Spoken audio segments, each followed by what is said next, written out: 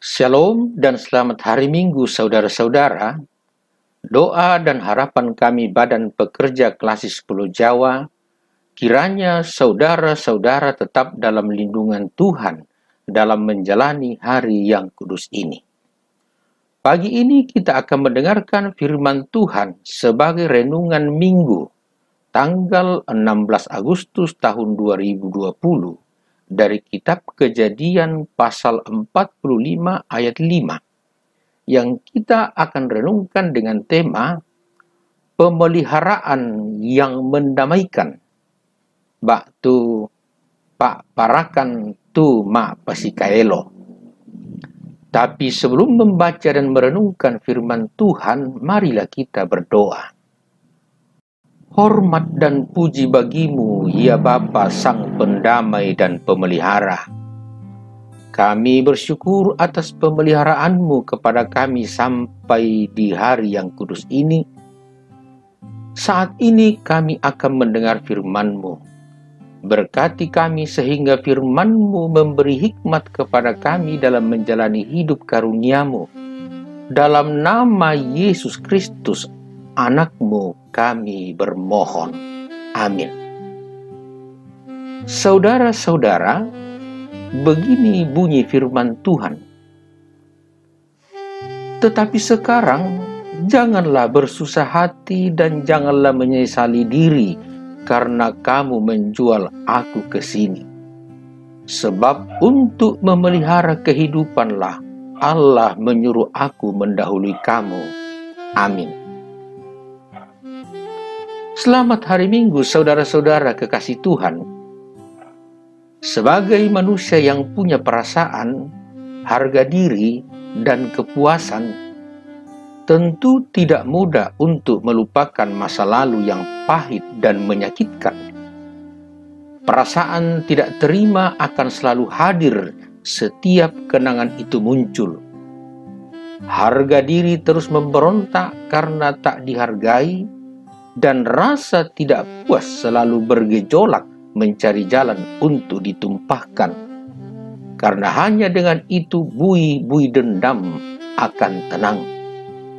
Saudara, setidak-tidaknya Yusuf sebagai manusia normal mengalami hal itu ketika sudah menjadi penguasa di Mesir.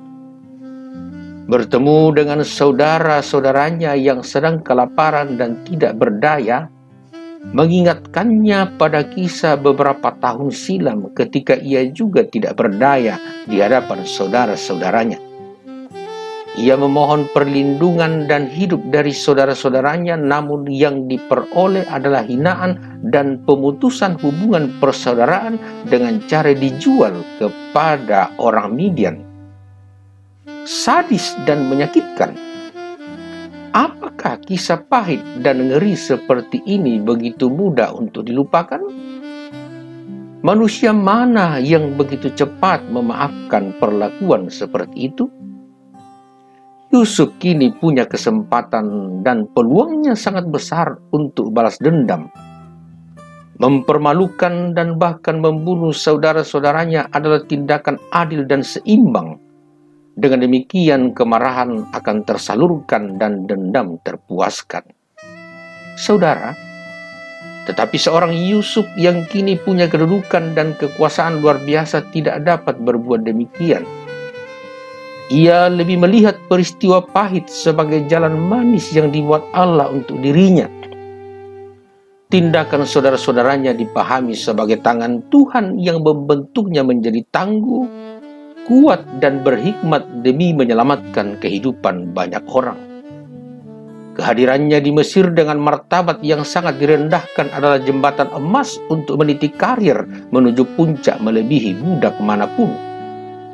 Karena itu mengampuni saudara-saudaranya lebih penting dan utama daripada membalas dendam demi kepuasan hati. Sangat positif pikiran Yusuf. Jadi, bagi Yusuf, rekonsiliasi itu lebih penting daripada regulasi. Mengutamakan rekonsiliasi akan membuatnya rukun dalam keluarganya, tetapi dengan mengedepankan regulasi semakin memperburuk keadaan. Pepatah kuno mengatakan, Dalam malam yang paling gelap kita dapat melihat bintang yang paling terang. Sepertinya pepatah ini sungguh menjiwai Yusuf dalam menghayati pemeliharaan Tuhan. Karena itu sedikit pun tidak ada keinginan untuk membalas dendam. Terpujilah Allah Israel. Saudara-saudara, menghayati pemeliharaan Tuhan dalam hidup ini akan memampukan setiap kita untuk membawa perdamaian dalam keluarga, suku, dan bangsa. Karena itu dari puncak kesuksesannya Yusuf merendahkan hati di hadapan Tuhan di depan saudara-saudaranya melalui pengakuan dari bibir yang penuh kuasa.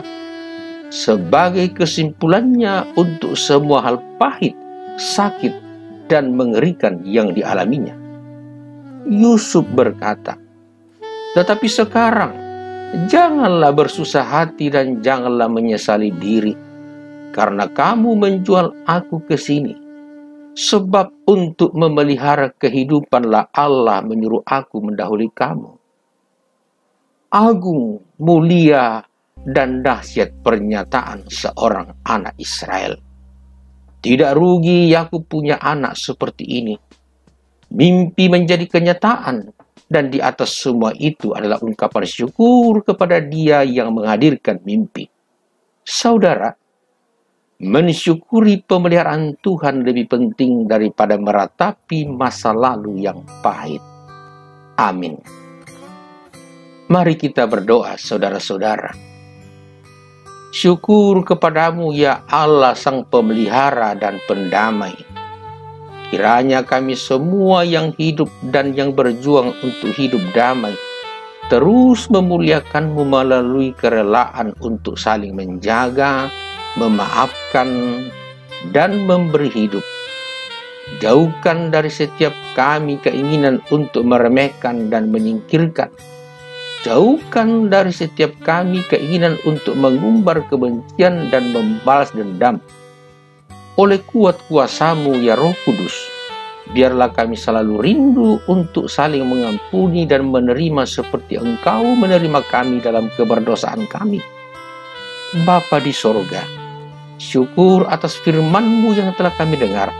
Kami yakin oleh kuasa Roh-Mu yang kudus, firman-Mu itu akan memberi kami kemampuan untuk saling menerima, mengampuni, menyayangi, menjaga harkat dan martabat kami.